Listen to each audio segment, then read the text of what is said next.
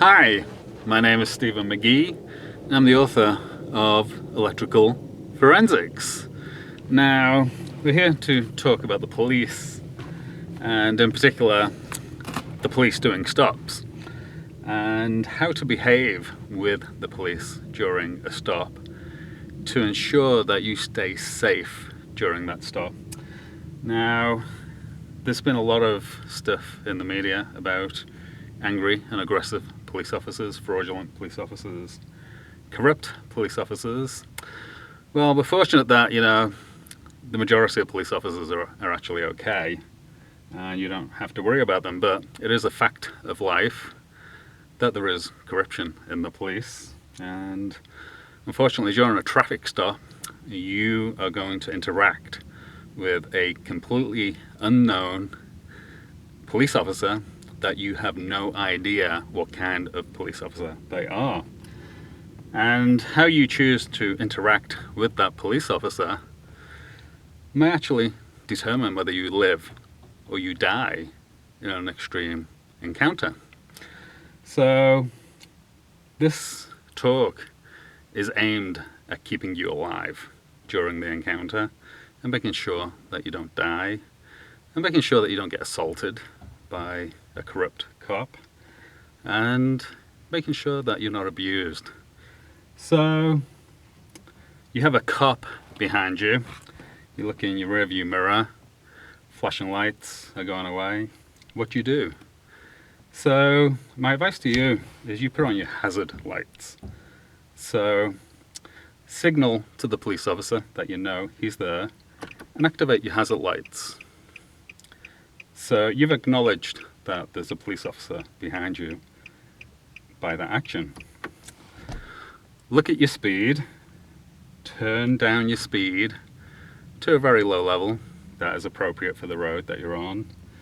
There are laws that say you have to keep a minimum speed on certain roads, so that's probably the speed that you should be driving at. So if you're on a road that is 30 miles an hour, you should probably adjust your speed down to 20 to 25 and keep on driving until you can find an area that you feel safe to stop in with the police officer. Now, what you should be looking at this point is an area where there are a large grouping of people. Now, the typical areas for that large grouping of people are places like gas stations, shopping malls, shopping plazas, and places like sports centres where there'll be a lot of people going in and out. And what you want to do is you want to keep on driving at a very slow speed with your hazards on, with the police officer behind you with the flashing lights, until you get to such a location that you feel safe with the police officer. It's very important for young ladies to do that because police officers are actually known to engage in sexual conduct with young females that they pull over. So particularly if it's dark, you do not want to be in a dark street alone with an unidentified police officer.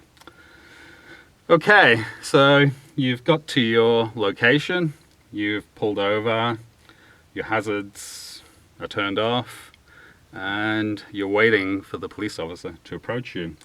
What you do now is you make sure your doors are locked. So lock all of your doors. Keep your windows up and let the police officer approach you. Now, while you're waiting for him to come over, in your secure environment that you are now in, you want to make sure that your cell phone is accessible. So get your cell phone out your pocket, put it within reach. You need to turn off your engine, but leave the keys in the ignition. And be familiar with where your horn is, because the useful thing with your horn is you can get people to start videoing you who are in the area with their cell phones just by sounding your horn. And it's a very useful device to protect you if the police officer starts engaging in aggressive or intimidating behaviors with you. So just start sounding your horn if that happens.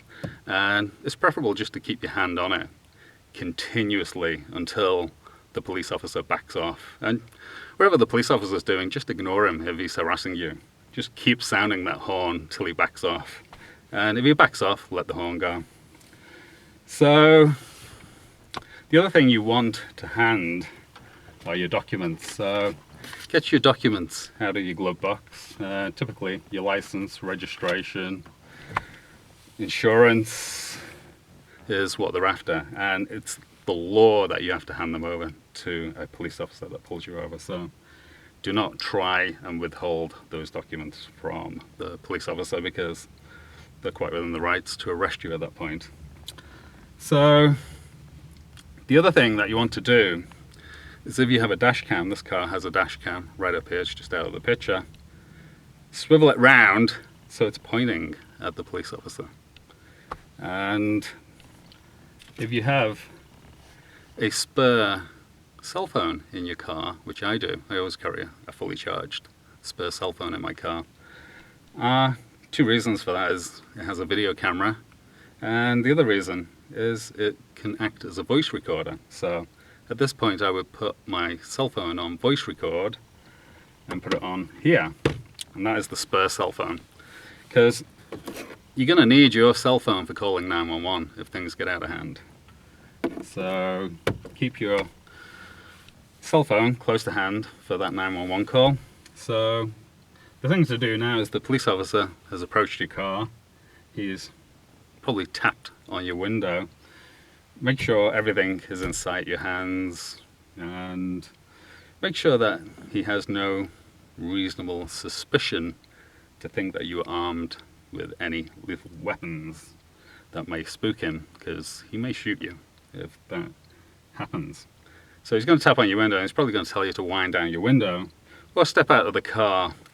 Now, if you're a young female, it's the middle of the night, you're in the middle of nowhere, it's just you and the police officer, you may be in very serious danger at this point. Now, you're in a safe environment, your car doors are locked, your cell phone's at hand, and your windows are up. So there's a barrier between you and a corrupt police officer. You want to maintain that environment at all times.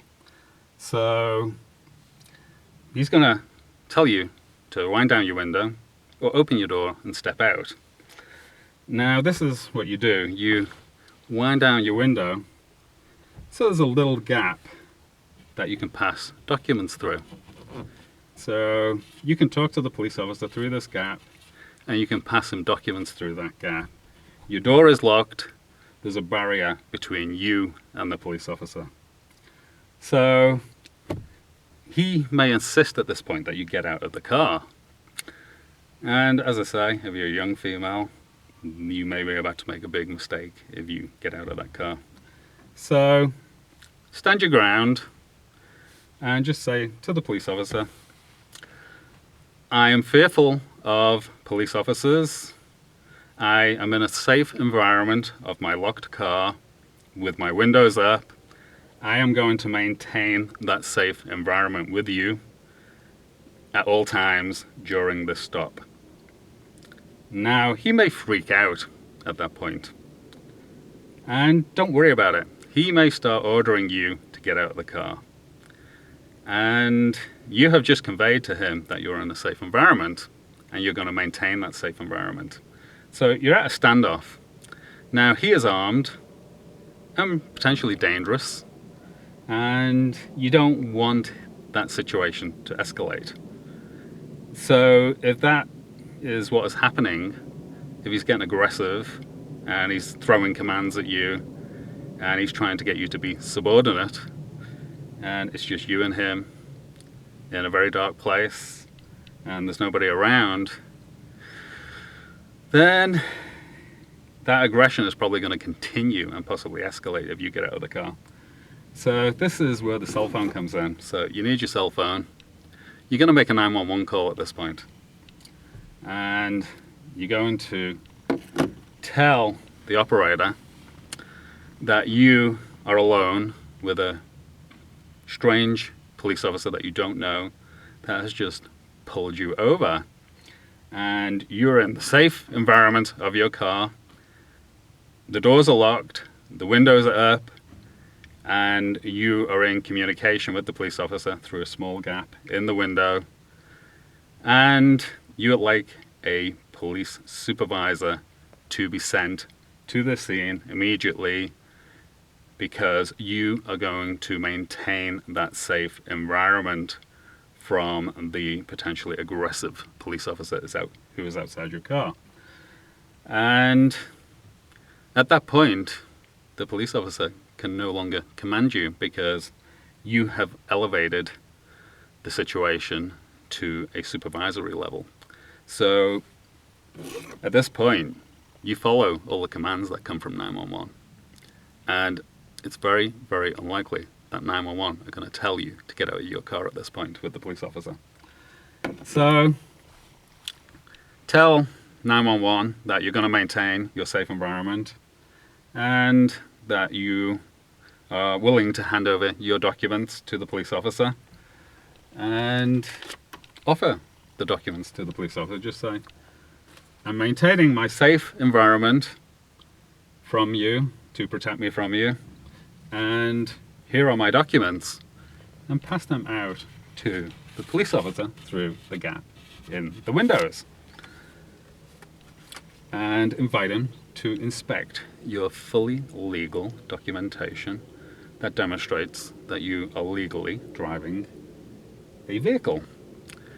Now, the police officer, if you're on the phone to 911, he is probably freaking out right now because they don't like people to call 911 when they're in a traffic stop. So you may see some strange behaviors out of the police officer, and I would suggest that you continue to maintain that safe environment that your car has and provides to you at all times, no matter what the police officer says. And if he says there's a problem with your documents, just say, hey, we will deal with this when the supervisor arrives on the scene. And just continue to sit there and maintain your safe environment. You are doing absolutely nothing wrong by maintaining a safe environment in the presence of an unknown police officer who may be aggressive and may pose a significant threat to your health, including killing you. So that's my advice on how to handle a police stop with a strange police officer. Fortunately, you typically will not get stopped very often, and it is important to remember that the relationship that you have with the police officer during the stop is a very interesting one. So the police officer's relationship with you is suspect. You are a suspect, and you are suspected of doing something wrong, and that is why the police officer has pulled you over. Now, your relationship with the police officer is a potential aggressor who may harm you, may kill you, and if you're a female, may rape you. So maintain awareness of that relationship at all times when you're interacting with a police officer during an unsuspected stop, and maintain your safe environment. So I hope you enjoyed this chat about maintaining a safe environment during traffic stops, and I hope it protects you in the future if you are unfortunate enough to find your day rudely interrupted by a police officer who suspects you of engaging in some illegal activity, and that is why he has stopped you. If you want to find out more on the subject that I specialize in, it's called electrical forensics, and because of my work with electrical forensics, I have actually had some unsavory encounters with the police. And that's why I now behave in this fashion with police officers. So police officers do lie. Internal affairs do cover up for police officers, and that cover up is blatant. And it doesn't matter how many laws that the police officer breaks, it's unlikely that he will ever be prosecuted or even reprimanded for it. So bear that in mind when you're dealing with the police in the USA. I wish you the very best of health, and I hope you enjoyed this video. Bye.